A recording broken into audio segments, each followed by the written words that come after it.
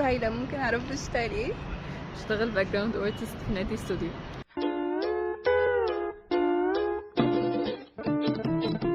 بشتغل في الانيميشن، انا باك جراوند ارتست في نادي استوديو.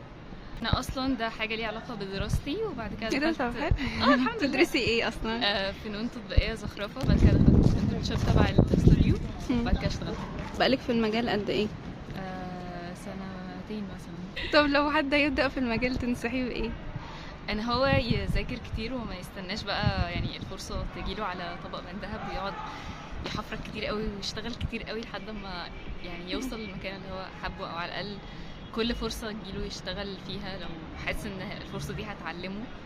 طب ايه بقى الفرصة؟ يعني لو حد اصلا مش فاهم هو المفروض ايه الفرصة اللي يدور عليها؟ يقدم مثلا في تدريبات في اماكن لحد ما يتاكد ان هو عايز يشتغل في الحته دي ولا لا. بصي، هو انا حاسه عامه ان مش شرط في البدايه تكون متوقع اي حاجه.